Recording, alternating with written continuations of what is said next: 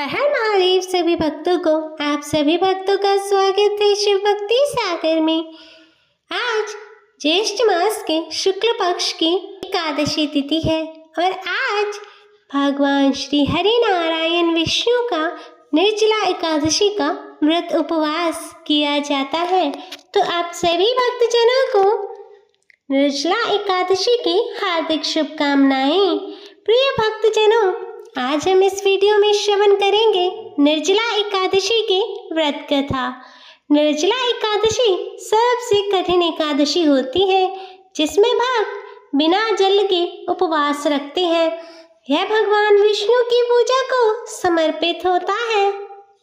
एकादशी की सबसे प्रमुख और कठिन एकादशी निर्जला एकादशी मानी जाती है। यह ज्येष्ठ महीने के शुक्ल पक्ष की एकादशी को आती है। इस दिन व्रती बिन जल के उपवास करता है, इसीलिए इसे निर्जला कहा जाता है। निर्जला एकादशी पूरी तरह से भगवान विष्णु की पूजा के लिए समर्पित होती है।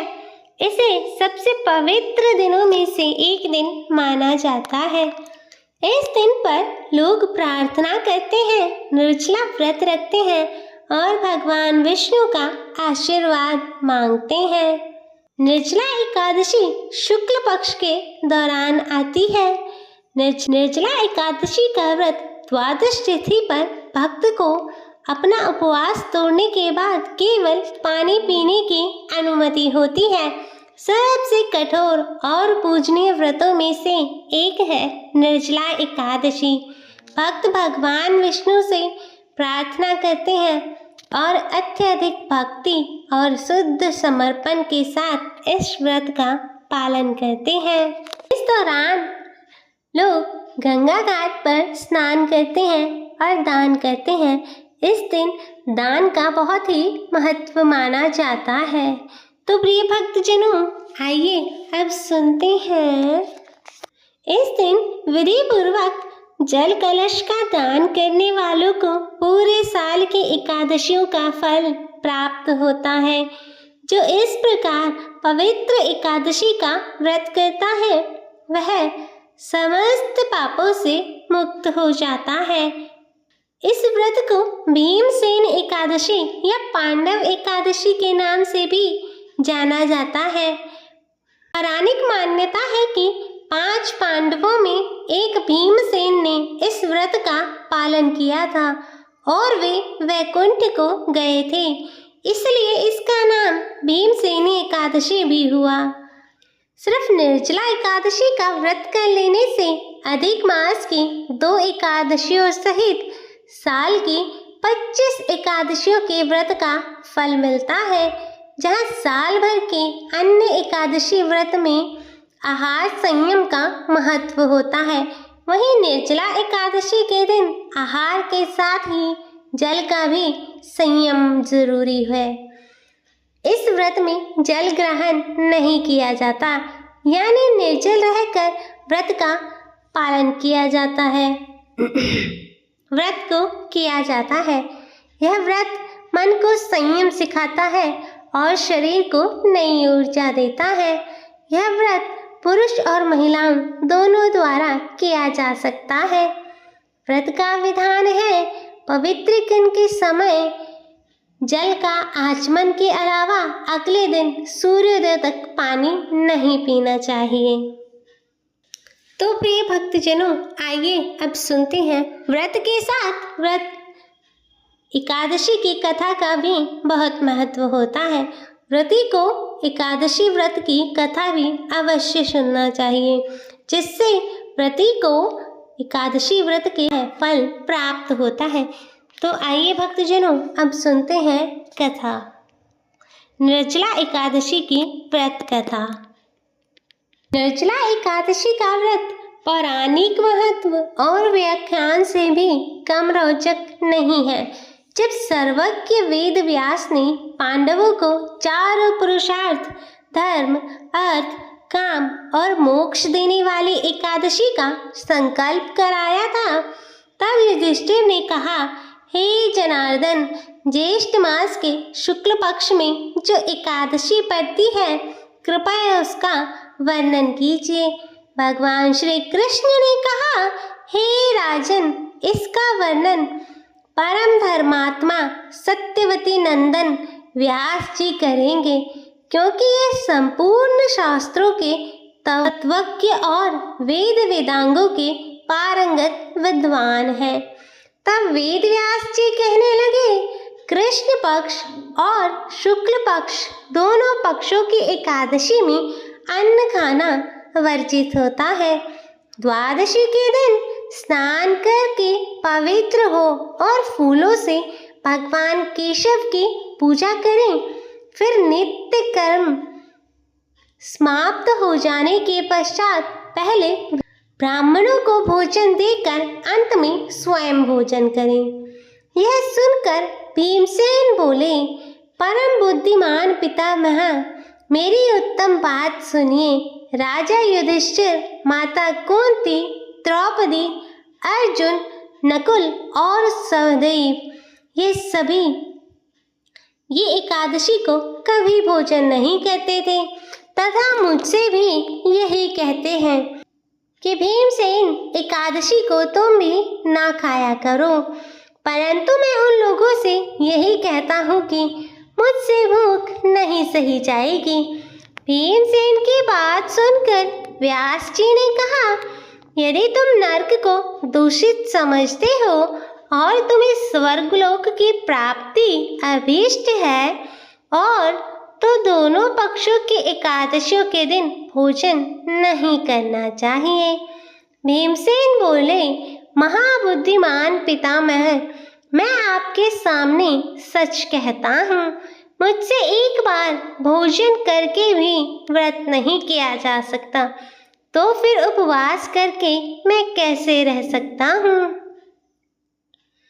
मेरे उदर में वृक्क नामक अग्नि सदा प्रज्वलित रहती है, अतः जब मैं अधिक खाता हूँ तभी यह शांत होती है।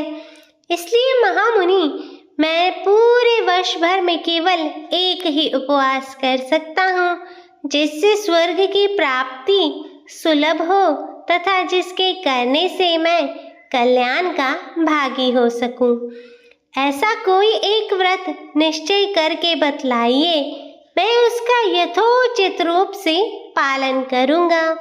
व्यास जी ने कहा, भीम, ज्येष्ठ मास में सूर्य वृष राशि पर हो या मिथुन राशि पर, शुक्ल पक्ष में जो एकादशी हो उसका यत्न पूर्वक निर्जला व्रत करो। केवल कुल्ला या आचमन करने के लिए मुख में जल डाल सकते हो, उसको छोड़कर किसी भी प्रकार का जल विद्वान पुरुष मुख में ना डालें, अन्यथा व्रत भंग हो सकता है। एकादशी को सूर्योदय से लेकर दूसरे दिन के सूर्योदय तक मनुष्य जल का त्याग करे तो यह व्रत पूर्ण होता है। तदंतर द्वादशी को प्रभात काल में स्नान करके ब्राह्मणों को विधि पूर्वक जल और स्वर्ण का दान करें। इस प्रकार सब कार्य पूरा करके जितेंद्रिय पुरुष ब्राह्मणों के साथ भोजन करें। वर्ष भर में जितनी एकादशियां होती हैं उन सब का फल निर्जला एकादशी के पालन मात्र से मनुष्य प्राप्त कर लेता है, इसमें तनिक भी कोई संदेह नहीं है। शंख, चक्र और गदा धारण करने वाले भगवान केशव ने मुझसे कहा था कि यदि मानव सबको छोड़कर एकमात्र मेरी शरण में आ जाए और एकादशी को निराहार रहे तो वह सभी पापों से छूट जाता है। एकादशी का व्रत करने वाले पुरुष के पास विशाल काय, विकराल आकृति और काले रंग वाले दंड पाशधारी भयंकर यमदूत नहीं जाते।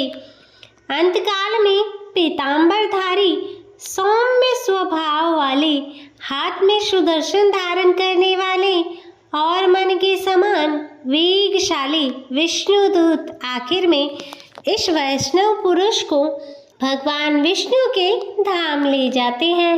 अतः निर्जला एकादशी को पूर्ण यत्न करके उपवास और श्री हरि का पूजन करो। स्त्री हो या पुरुष, उसे मेरु पर्वत के बराबर भी महान पाप किया हो तो वह सब इस एकादशी व्रत के प्रभाव से भस्म हो जाता है। जो मनुष्य उस दिन जल के नियम का पालन करता है वह पुण्य का भागी होता है। उसे एक एक प्रहर में कोटि कोटि स्वर्ण मुद्रा दान करने का फल प्राप्त होता सुना गया है। मनुष्य निर्जला एकादशी के दिन स्नान, दान, जप, होम आदि जो कुछ भी करता है वह सब अक्षय होता है और यह भगवान श्री कृष्ण का कथन है। निर्जला एकादशी को विधि पूर्वक उत्तम रीति से उपवास करके मानव वैष्णव पद को प्राप्त कर लेता है। जो मनुष्य एकादशी के दिन अन्न खाता है वह पाप का भोज करता है। इस लोक में वह चंडाल के समान है और मरने पर दुर्गति को प्राप्त होता है। जो ज्येष्ठ मास के शुक्ल पक्ष में एकादशी को उपवास करके दान करेंगे वे परम पद को प्राप्त होंगे। जिन्होंने एकादशी को उपवास किया है वे ब्रह्म हत्यारे, शराबी, चोर तथा गृहद्रोही होने पर भी सब पातकों से मुक्त हो जाते हैं। कुंती नंदन, निर्जला एकादशी के दिन श्रद्धालु स्त्री पुरुष के लिए जो विशेष दान और कर्तव्य विहित है उसे सुनो। उस दिन जल में शयन करने वाले भगवान विष्णु का पूजन और जलमयी धेनु का दान करना चाहिए अथवा प्रत्यक्ष धेनु या घृतमयी धेनु का दान उचित है। पर्याप्त दक्षिणा और भांति भांति के मिष्ठानों द्वारा यत्न पूर्वक ब्राह्मणों को संतुष्ट करना चाहिए। ऐसा करने से ब्राह्मण अवश्य संतुष्ट होते हैं और उनके संतुष्ट होने पर श्री हरि मोक्ष का प्रदान करते हैं। जिन्होंने शम, दम और दान में प्रवृत्त हो श्री हरि की पूजा और रात्रि में जागरण करते हुए निर्जला एकादशी का व्रत किया है, उन्होंने अपने साथ बीती हुई 100 पीढ़ियों को और आने वाली 100 पीढ़ियों को भगवान वासुदेव के परम धाम में पहुंचा दिया है।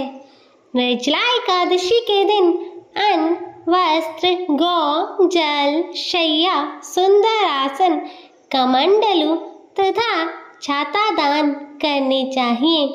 जो श्रेष्ठ तथा सुपात्र ब्राह्मण को जूते दान करता है वह सोने के विमान पर बैठकर स्वर्गलोक में प्रतिष्ठित होता है। जो इस एकादशी की महिमा को भक्ति पूर्वक सुनता है अथवा उसका वर्णन करता है वह स्वर्गलोक में जाता है। चतुर्दशी युक्त अमावस्या को सूर्य ग्रहण के समय श्राद्ध करके मनुष्य जिस फल को प्राप्त करता है वही फल इसके श्रवण से भी प्राप्त होता है। पहले दंत धावन करके यह नियम लेना चाहिए कि मैं भगवान केशव की प्रसन्नता के लिए एकादशी को निराहार रहकर आचमन के सिवा दूसरे जल का भी त्याग करूंगा। द्वादशी को देवेश्वर भगवान विष्णु का पूजन करना चाहिए। गंध, पुष्प, धूप और सुंदर वस्त्र से विधि पूर्वक पूजन करके जल के घड़े को दान करने का संकल्प लेते हुए निम्नांकित मंत्र का उच्चारण करना चाहिए। सागर से तारने वाले हे देव ऋषिकेश, इस जल के घड़े को दान करने से आप मुझे परम गति की प्राप्ति कराइए। भीमसेन ज्येष्ठ मास के शुक्ल पक्ष की जो शुभ एकादशी होती है उसका निर्जला व्रत करना चाहिए। उस दिन श्रेष्ठ ब्राह्मणों को शक्कर के साथ जल के घड़े दान करने चाहिए। ऐसा करने से मनुष्य भगवान विष्णु के समीप पहुंचकर आनंद का अनुभव करते हैं। तत्पश्चात द्वादशी को ब्राह्मण भोजन कराने के बाद स्वयं भोजन करें। जो इस प्रकार पूर्ण रूप से पाप नाशिनी एकादशी का व्रत करता है वह सभी पापों से मुक्त हो आनंदमय पद को प्राप्त होता है। यह सुनकर भीम ने भी इस शुभ एकादशी का व्रत आरंभ कर दिया। तब से यह लोक में पांडव द्वादशी के नाम से विख्यात हुई। ज्येष्ठ शुक्ल पक्ष की एकादशी के ही दिन भगवान श्री कृष्ण ने देवी रुक्मिणी का हरण किया था। अतः यह एकादशी रुक्मिणी हरण एकादशी के नाम से भी जानी जाती है। बोलिए श्री लक्ष्मी नारायण भगवान की जय। तो आइए भक्तजनों शुरू करते हैं भगवान विष्णु की आरती। ओम जय जगदीश हरे, स्वामी जय जगदीश हरे। भक्त जनों के संकट, भक्त जनों के संकट क्षण में दूर करे। स्वामी जय जगदीश हरे। जो ध्यावे फल पावे, दुख बिन से मन का। सुख संपत्ति घर आवे, सुख संपत्ति घर आवे, कष्ट मिटे तन का। ओम जय जगदीश हरे। मात पिता तुम मेरे, शरण गहूँ किसकी। ओ स्वामी शरण गहूँ किसकी। तुम बिन और न दूजा, तुम बिन और न दूजा, आस करूं जिसकी। ओम जय जगदीश हरे। तुम पूरन परमात्मा, तुम अंतर्यामी। पर ब्रह्म परमेश्वर, पर ब्रह्म परमेश्वर, तुम सबके स्वामी। ओम जय जगदीश हरे। तुम करुणा के सागर, तुम पालन करता। स्वामी तुम पालन करता। मैं मूरख कल कामी, मैं मूरख कल कामी, कृपा करो भरता। ओम जय जगदीश हरे। तुम हो एक अगोचर, सबके प्राणपति। स्वामी सबके प्राणपति। किस विधि मिलूं दयामय, किस विधि मिलूं दयामय, तुमको मैं कुमति। ओम जय जगदीश हरे। दीन बंधु दुख हरता, तुम ठाकुर मेरे। ओ स्वामी तुम ठाकुर मेरे। अपने हाथ उठाओ, अपने हाथ उठाओ, द्वार पड़ा तेरे। ओम जय जगदीश हरे। विषय विकार मिटाओ, पाप हरो देवा। ओ स्वामी पाप हरो देवा। श्रद्धा भक्ति बढ़ाओ, श्रद्धा भक्ति बढ़ाओ, संतन की सेवा। ओम जय जगदीश हरे। मन धन और संपत्ति सब कुछ है तेरा, ओ स्वामी सब कुछ है तेरा। तेरा तुझको अर्पण, तेरा तुझको अर्पण, क्या लागे मेरा। ओम जय जगदीश हरे। जगदीश्वर जी की आरती जो कोई नर गावे, कहत शिवानंद स्वामी, कहत शिवानंद स्वामी, मनवांछित फल पावे। ओम जय जगदीश हरे। ओ स्वामी जय जगदीश हरे। भक्त जनों के संकट, भक्त जनों के संकट क्षण में दूर करे। स्वामी जय जगदीश हरे। हरे कृष्ण। तो प्रिय भक्तजनों, यह थी ज्येष्ठ मास के शुक्ल पक्ष की एकादशी, निर्जला एकादशी की व्रत कथा। मैं आशा करती हूँ कि आपको यह कथा पसंद आई होगी। वीडियो अच्छी लगे तो इसे लाइक करें और शेयर करें और कमेंट में जय भगवान विष्णु लिखना ना भूलें और चैनल को सब्सक्राइब कर नोटिफिकेशन बेल को ज़रूर ऑन करें। हर हर महादेव। ओम नमः शिवाय।